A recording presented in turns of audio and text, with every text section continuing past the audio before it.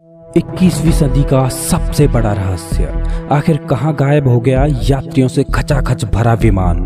क्या उसको आसमान निकल गया या समुद्र निकल गया? आखिर क्या हुआ था उन 239 लोगों के साथ जो उस विमान में मौजूद थे? आखिर क्या है फ्लाइट MH370 का रहस्य?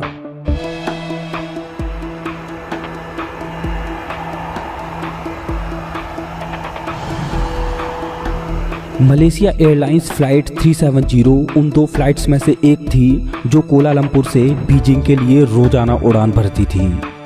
8 मार्च 2014 रोजाना की ही तरह कोलालंपुर इंटरनेशनल एयरपोर्ट से लोकल टाइम के अनुसार रात 12:35 पर मलेशिया एयरलाइंस का बोइंग 777-200 उड़ान संख्या MH370 बीजिंग के लिए उड़ान भरता है। कुल 227 यात्रियों और 12 क्रू मेंबर्स के साथ ये फ्लाइट टेक ऑफ करती है। बीजिंग की दूरी लगभग 6 घंटे में पूरी होनी थी और इसे सुबह 6:30 बजे बीजिंग एयरपोर्ट पर पहुंचना था। जब इस फ्लाइट ने टेक ऑफ किया तब इसमें 49,100 किलोग्राम फ्यूल मौजूद था, जिससे ये विमान 7 घंटे 41 मिनट तक उड़ान भर सकता था और विमान की तय डेस्टिनेशन से ये फ्यूल कहीं अधिक था, जिसको कि किसी इमरजेंसी में उपयोग किया जा सकता था। मौसम बिल्कुल साफ था। ये विमान 11 साल पुराना था और 11 सालों में इस विमान में कोई भी मैकेनिकल इशू नहीं आया था।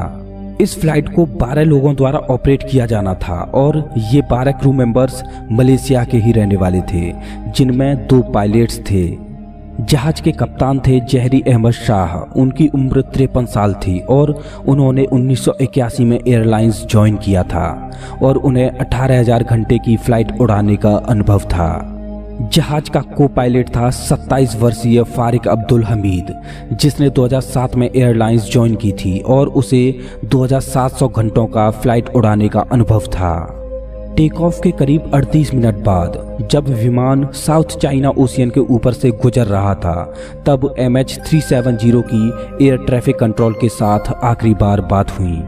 एयर ट्रैफिक कंट्रोल से बातचीत होने के 2 या 3 मिनट में ही अचानक विमान एयर ट्रैफिक कंट्रोल की रडार से विलुप्त हो गया।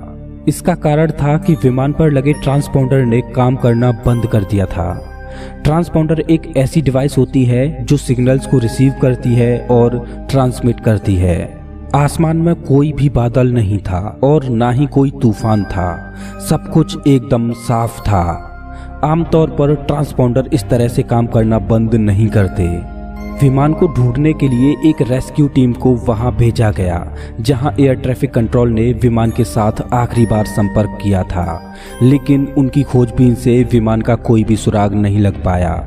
घटना के करीब 3 दिन बाद पता चला था कि भले ही विमान का ट्रांसपोंडर बंद हो गया हो और उसने एयर ट्रैफिक कंट्रोल से अपना संपर्क खो दिया हो, लेकिन अगले 1 घंटे तक मिलिट्री के रडार सिस्टम ने विमान को ट्रैक किया था। मिलिट्री के डेटा से पता चला कि विमान ने अचानक राइट टर्न लिया और फिर अचानक लेफ्ट टर्न लिया और साउथ वेस्ट डायरेक्शन में चलने लगा। कुछ समय बाद विमान ने एक और टर्न लिया और इंडियन ओशियन की ओर बढ़ने लगा। मलेशियन मिलिट्री का रडार सिस्टम विमान को यहीं तक ट्रैक कर पाया और मिलिट्री के रडार सिस्टम से भी विमान ओझल हो गया। दरअसल 3 दिनों तक जहां पर प्लेन खोजा जा रहा था, वहां पर तो कोई प्लेन क्रैश हुआ ही नहीं था। जब मलेशियन मिलिट्री के रडार सिस्टम का डेटा सामने आया तो लोगों के मन में इस विमान को लेकर नए सवाल उठने लगे कि अचानक विमान का ट्रांसपोंडर बंद क्यों हुआ और विमान का ट्रांसपोंडर बंद होने के बाद विमान ने अपनी दिशा क्यों बदल ली। क्या विमान को हाईजैक कर लिया गया था या विमान के पायलट ने ऐसा जानबूझकर किया? आपको बता दें कि विमान के ट्रांसपोंडर को केवल पायलट ही बंद कर सकता है। खोजकर्ताओं के सामने अब एक नई और बड़ी चुनौती थी, क्योंकि अब उन्हें बंगाल की खाड़ी से लेकर इंडियन ओशियन की सीमा तक उस विमान को खोजना था, जो कि आसान काम नहीं था। दिन प्रतिदिन कई देश मिलकर इस विमान की खोज में जुट गए, लेकिन बाद में उन्हें निराशा ही हाथ लगी। खोजकर्ताओं का मानना था कि अगर प्लेन क्रैश हुआ होगा तो प्लेन का कुछ मलबा जो पानी के ऊपर तैर सकता है वो तो ऊपर दिखेगा ही। कई दिनों तक समुद्र की छानबीन करने के बाद भी इस विमान का कोई भी सुराग हाथ नहीं लगा। घटना के 16 दिन बाद इस विमान के बारे में खोजकर्ताओं के हाथ एक नई जानकारी लगी। वो ये कि भले ही विमान मिलिट्री की रडार की पहुंच से बाहर निकल गया हो, लेकिन फिर भी सैटेलाइट के द्वारा इससे संपर्क बना हुआ था। सैटेलाइट के डेटा से पता चला कि जब विमान मिलिट्री की रडार की पहुंच से बाहर निकल गया था, उसके बाद भी इसने एक और टर्न लिया था और इस दिशा में वो अगले 5 घंटों तक उड़ता रहा था। और ये विमान इस दिशा में तब तक उड़ता रहा जब तक इसका फ्यूल खत्म नहीं हो गया। सैटेलाइट डेटा के अनुसार अब प्लेन ऑस्ट्रेलिया के आसपास विशाल समुद्र में खो चुका था। कई देशों ने मिलकर समुद्र के इस एरिया की भी खोज की, लेकिन रिजल्ट पहले की ही तरह उन्हें कुछ भी नहीं मिला। घटना के लगभग 1 साल बाद जुलाई 2015 में सर्च एरिया से 4000 किलोमीटर दूर एक छोटे से टापू पर इस जहाज का एक छोटा सा टुकड़ा मिला, जो कि इस विमान का विंग फ्लैपरॉन था। लगभग 3 सालों तक इस विमान की खोज होती रही और 17 जनवरी 2017 को इसकी खोज को बंद कर दिया गया। आखिर ऐसा क्या कारण रहा होगा कि वो विमान अपनी मंजिल पर ना जाके कहीं और गायब हो गया? आखिर क्या है MH370 के गायब होने का रहस्य? विमान के गायब होने के पीछे अलग अलग थ्योरी सामने आई, जिनमें मेजर थ्योरी थी फेक पासपोर्ट होल्डर्स की। दरअसल बाद में जब विमान में बैठे यात्रियों की तहकीकात की गई तो पाया कि विमान में 2 यात्री ऐसे थे जो चोरी के फेक पासपोर्ट से चढ़े थे। वो दोनों ही व्यक्ति ईरान के रहने वाले थे और मलेशिया में घटना से ठीक 1 हफ्ते पहले ही आए थे, और दोनों ने ही कोलालंपुर से बीजिंग के लिए 1 वे टिकट परचेज किया था। ऐसा माना जाने लगा कि शायद उन दोनों ने ही MH370 को हाईजैक किया होगा। लेकिन बाद में ये बात भी फीकी पड़ गई, क्योंकि जब उन दोनों व्यक्तियों के बारे में और तहकीकात की गई तो उन दोनों व्यक्तियों के टेररिस्ट होने के कोई भी सबूत नहीं मिले।